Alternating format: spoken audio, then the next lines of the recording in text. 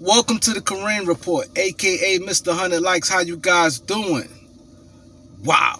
Let's get to it. Today's I'm gonna get into a story, right? I know you guys enjoy the stories, some stories I told, been telling, but today's story is inspired about yesterday. I seen a CO when I was in prison. I bumped into him yesterday, and it has brought back a lot of memories. This guy couldn't stand me. I didn't like him. We was around the same age.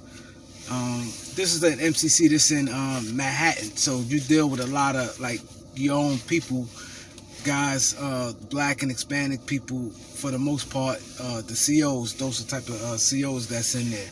But I'm gonna go more to the beginning, right? So I told you guys in the other video that when I came home, when I was on supervised release, how my PO, he wasn't giving me a hard time, but I was like labeled a certain way. So this is the same thing what happened far as me going to jail, right? So now when I was pre-trial, the judge sentenced me. Now I asked I said, I like to stay, close by, close to home. And, because you get a request, your lawyer could tell them the request, he'd like to stay home. Now, I thought that they was going to try to be funny and send me out to LA or down south somewhere, because the prosecutor and them, they were just so pissed off. They really wanted me. They didn't like me. I guess because the reports and stuff that the local police and different things, things people say about you. So they had a little thing for me. So that's why I told my lawyer to say I'm gonna stay close to home. 3-4 hours away didn't matter, but that's still in the federal jail. That's considered like close to home. And I said to myself, I think they're gonna try to play me and send me all the way out to the west coast of LA or down south or whatever, right? But what they did, they sent me to MCC, right? Now this was a real disrespect, and this was them getting a crack and getting a laugh out of this. Now MCC is a building. Is mostly like pre-trial, but they have some designated inmates in there. Like when you first get locked up, that's where I told you a lot of mob guys be in there, but it's really no movement. Like, I'm doing my time. I want to be on a compound. I want to be with 1,000 other people moving around, with playing different tournaments, basketball, football, baseball tournaments. I want to move around, lift weights, just to move around the compound, clear your mind. You don't want to be confined in the building. So when they did that, I was so pissed off. And before me going to MCC, I was in on the compound, and I was contemplating. I was trying to get out of not going there. I was talking to counselors and stuff. Please tell them don't do. They was like, there's nothing they could do. And while I knew something wasn't right, when the counselor looked at the paperwork, because you have your destination up there where you're going. It's a special request on me to get sent there, and he kind of like smirked, like it was a joke. So I was pissed off. I said, so when I go there, I'ma set it off and swing on, fight somebody for them to get me up out of there.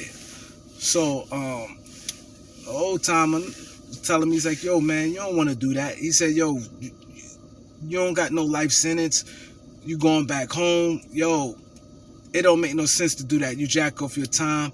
He said you could try to get the drug program to get home early. And that's what I did. I took the drug program, to get home earlier.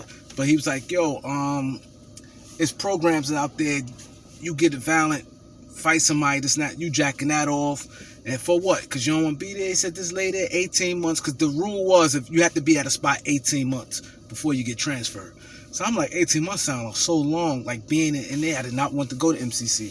So I was real rebellious there. Like when I first got there, I didn't really talk to nobody. I talked to a couple people I knew, and that was that. Like I knew prior. So I didn't talk to nobody. So I was mad. In the MCC, I know it had like a lot of guys who were snitching in there in the building. So I couldn't do nothing to them guys. So I said to myself, I said, I'm gonna figure out a way for them to get me up out of there. Thinking that, okay, if I be an asshole, that, because, snitching sometimes, you make people feel uncomfortable. They're like, get them up out of here. Because there's only one designated unit.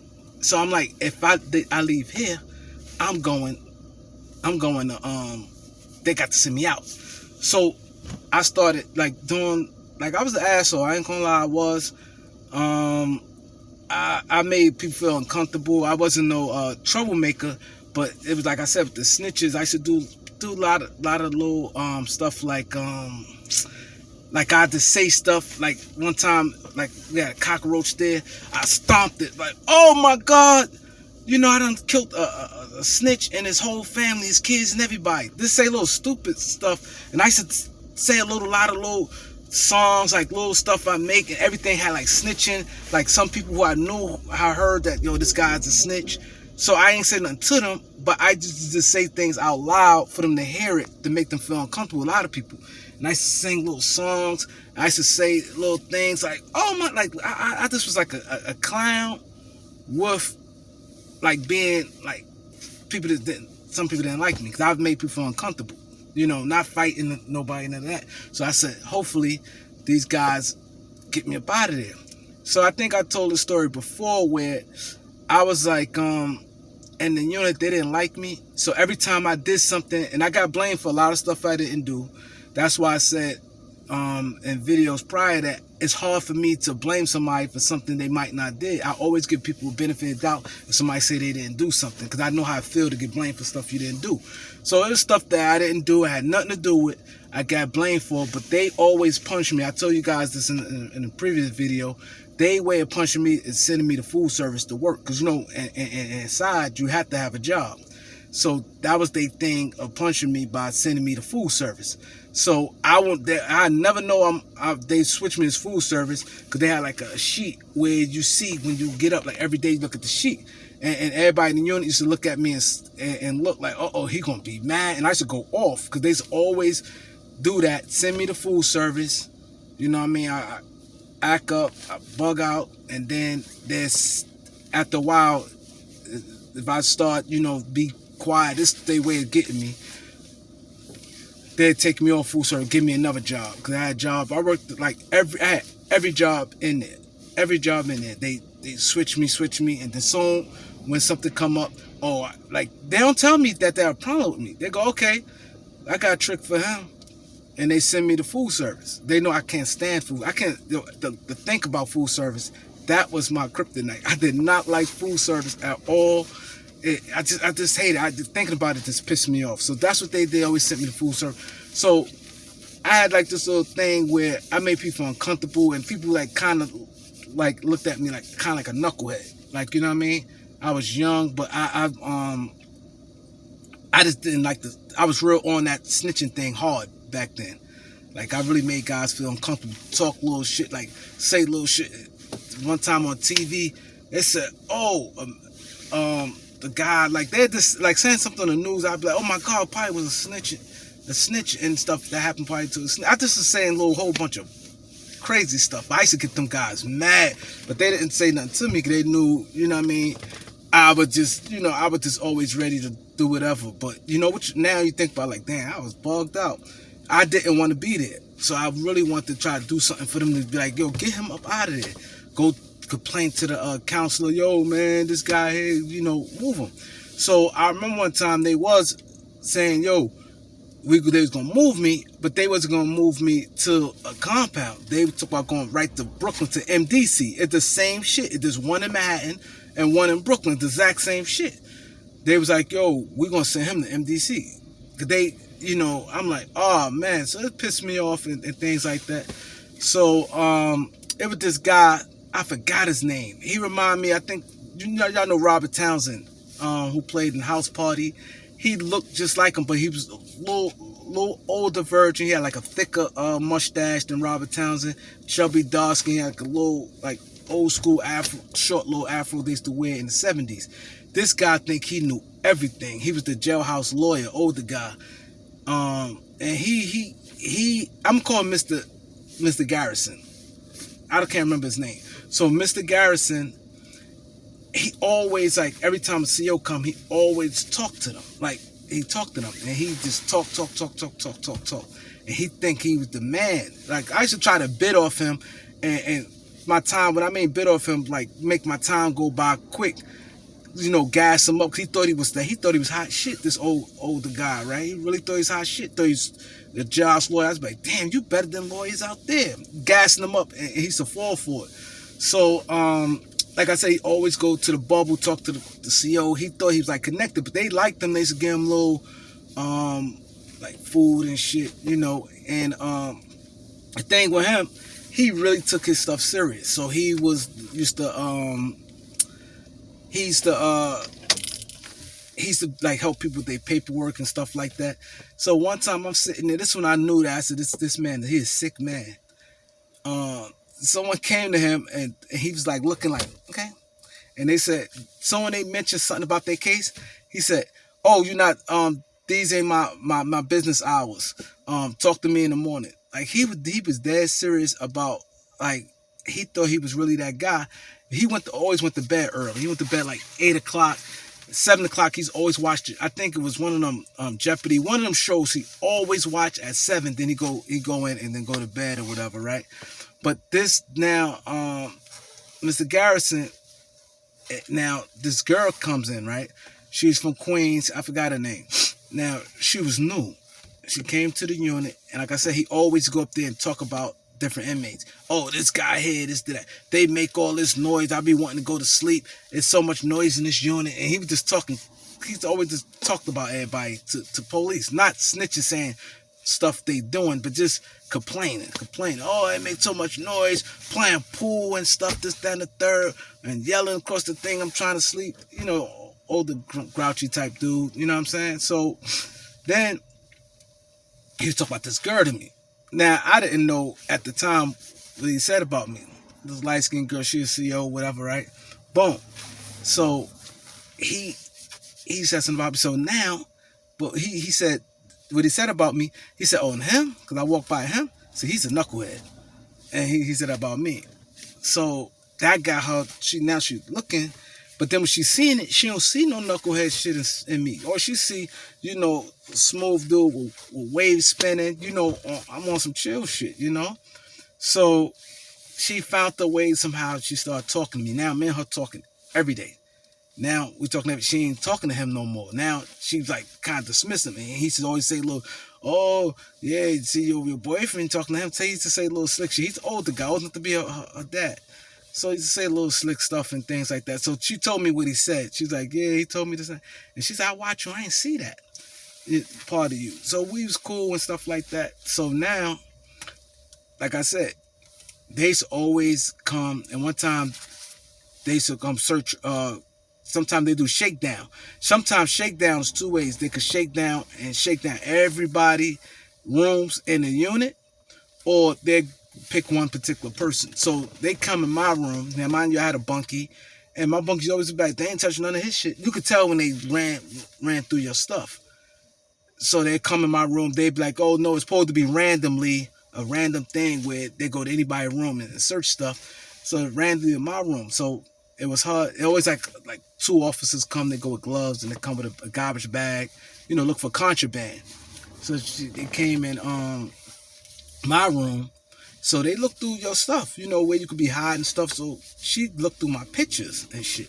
So she looked through the pictures. Now she see me, and she see me with pictures of Lil Kim, Cameron, Mace, Big L, SWV. She see like different pictures, like me in parties, me, with minks and chinchillas on and gators.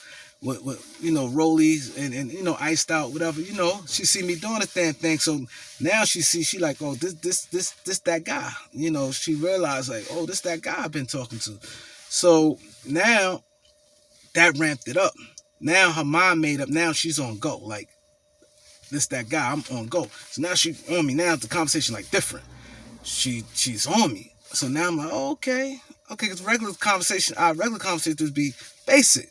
So now she ramped it up like, whatever.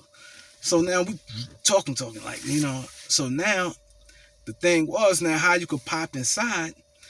This police had to, if they work overnight, because now lockdown's 11 o'clock. Now once everybody locked down, you could take somebody out their cell, and it could be like I'm an orderly, like cleaning up and stuff. And that's how you could be able to pop a chick, like if a chick, one of them CO chicks that want you. That's the way they could do it. They crack your cell and tell you, yo, I want you to clean up. So, and now I'm telling my bunkie, I'm like, yo, because man, her talked about she worked overnight one time in another unit, because she was like, yo, I don't really like it, but she said she was trying to figure out a way how can she work overnight here. Now we already start talking like, yo, we crack the cell, right? Crack the cell, I clean up the building and stuff like that, because they can't see. Because once they crack it, like they're in their cells, I can go like upstairs, and when the door open, boom, so you can hear it when the CO something coming in, because it's like a big loud noise coming when they coming in and out the unit. And then I was good, like, yo, I can make something happen, like, we can really do some things. So I told my bunk, he said, yo, I don't know if you should chance it. He said, because if somebody, they catch you, they see you out, they already know what are you doing as an orderly, knowing that you don't do nothing, like you ain't doing no extra work.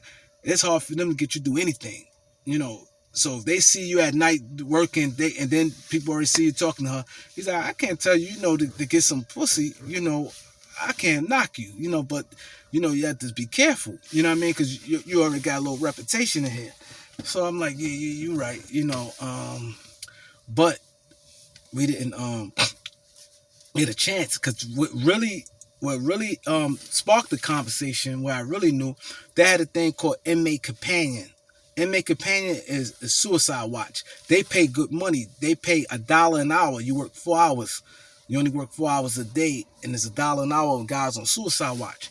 Now, because I remember they was like, yo, man, why don't you do it? I ain't never want to do that, because you sit there, it's boring. You're just sitting there, and the guys in the cell acting all crazy. Sometimes they just be bugging, and you just have to, every 15 minutes, you log in the book, oh, he seen whatever, just log in the book every 15 minutes. It's called Inmate Companion, but it's guys who's on suicide watch. So I signed up for the program. I'm like, fucking, let me just do it. They pay $1 an hour, $4. So one time I worked overtime. I worked back-to-back shift, which is 8 hours. It's 4 hours a day, 8 hours. But when she came in, I was gone. But she was scared to ask about, like, where he at? Like, where Kareem at? Whatever. She didn't want to ask that. So she was just getting worried. Where he at? So she finally asked my bunkie. She said, where he at? He said, I don't know. And he just like did like that, and said she don't know. She thought something was wrong. So then this mindset I had is in the bag. I remember she went to Temple College in Philadelphia. When I had it in the bag, when she said, yo, I was worried about, she act like we knew each other from the streets. She's like, I was worried about you. I ain't see you. I ain't nobody, because she can't really direct ask about me, and they didn't have it in the card that I was gone. So she's like, they ain't have this. And so I'm like, oh man. So we really plan on doing it. Now this police, the same guy I saw yesterday, he's a liker. And I think that the old man should say that I'm always talking to her, because he used to always go talk to her, and he didn't like me.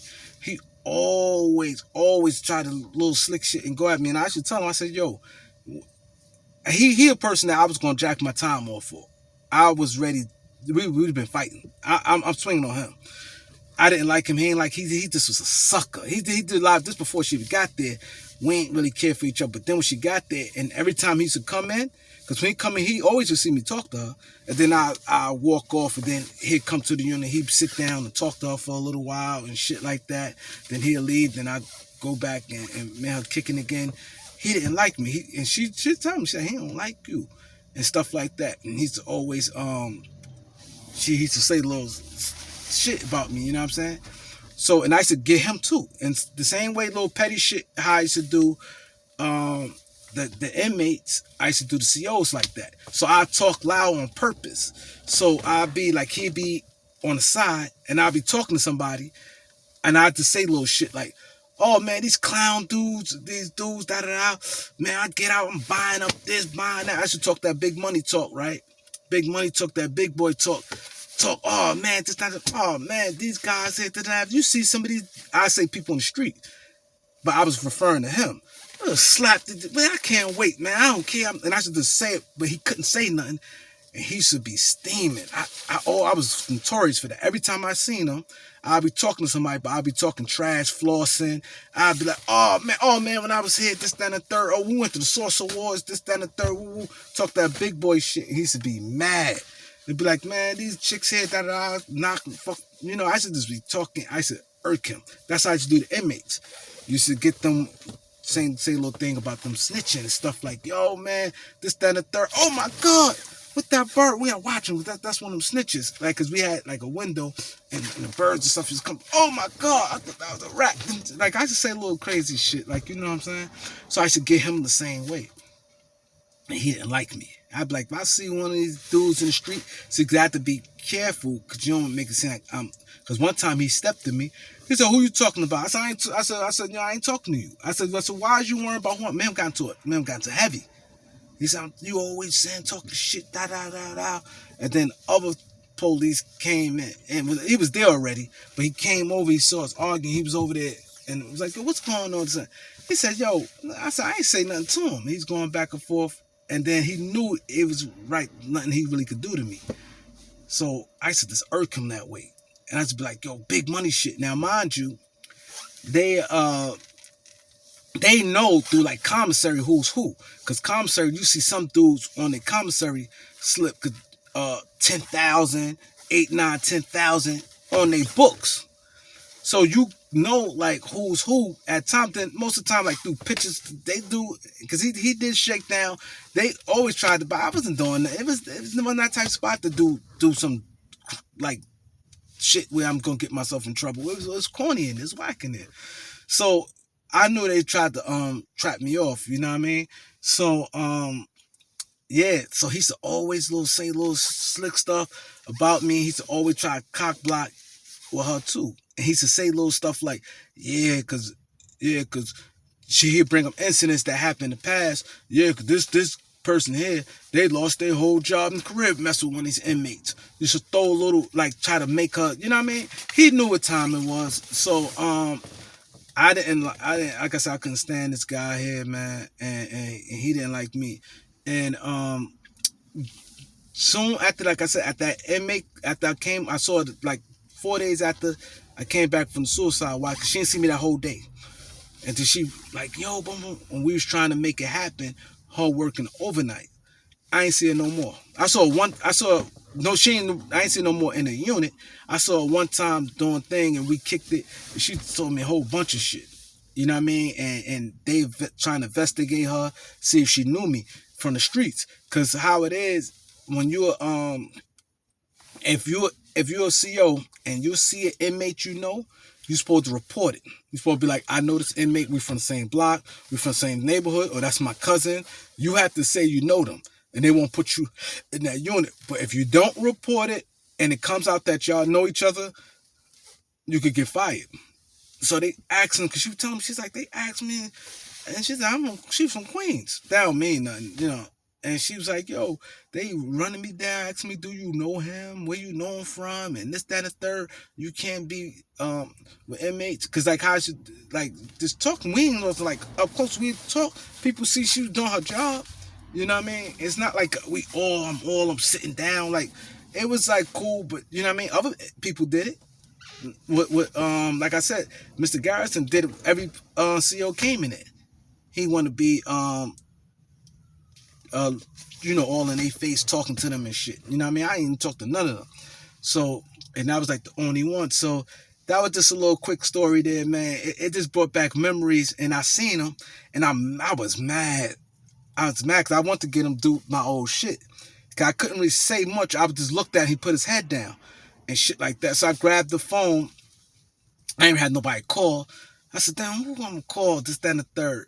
And so when I'm about to get into my bag, because I wanted him to hear me, I'm like, damn, I wish I had like a knot in my pocket in front on him, like a knot of money.